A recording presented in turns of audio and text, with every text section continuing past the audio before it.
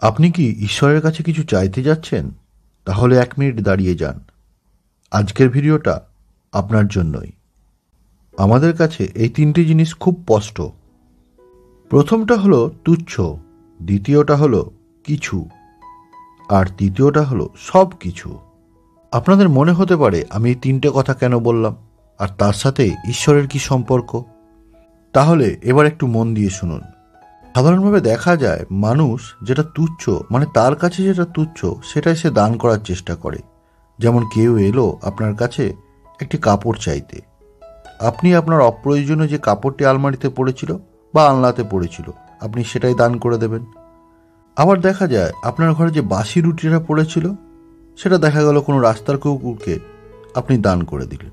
মোদ্দা কথা এটাই যে সাধারণভাবে যে মানুষ সাধারণ কাজটা করে থাকে আমি তার কথাই বলছি।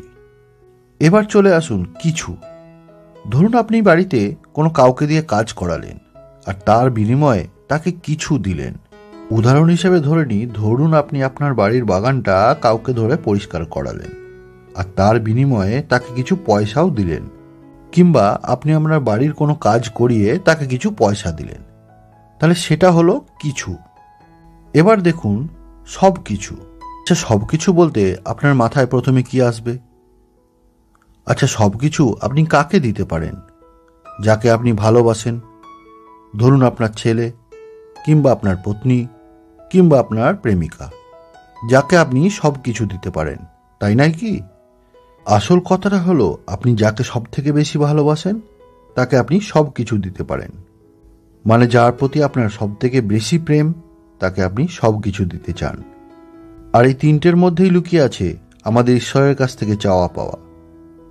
এবার আসল কথায় আসি।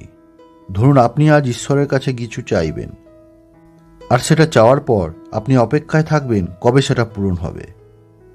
আর সেটা যদি পূরণ হয়ে যায় একবার, আপনি নেক্সট আবার কিছু চাইবেন, কারণ ঈশ্বরের কাছে আমাদের চাওয়া পাওয়ার কোনো শেষ নেই।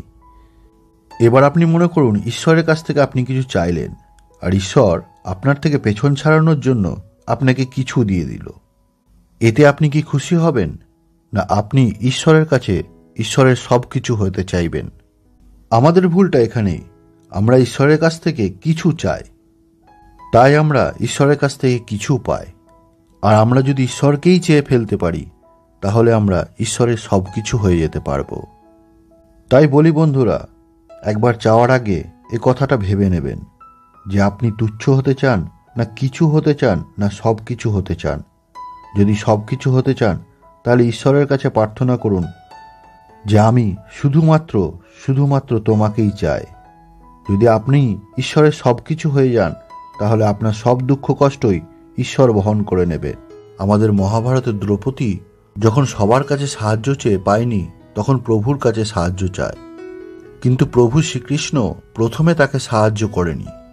যখন সবাইকে ভুলে সব কিছু ত্যাগ করে শুধু শ্রীকৃষ্ণের কাছে দুহাত তুলে প্রার্থনা করেছিল, তখনই প্রভু শ্রীকৃষ্ণ তাকে সাহায্য করেছিলেন। তাই আমি আরেকবার বলতে চাইব, আমাদের ঈশ্বরের কাছে কিছু কিংবা তুচ্ছ হতে চাইবেন না। যদি চাইতেই হয় তাহলে ঈশ্বরের সব কিছু হয়ে উঠুন। নমস্কার, আপনারা শুনছিলেন জীবনের সঙ্গে জীবনজ্যোতি।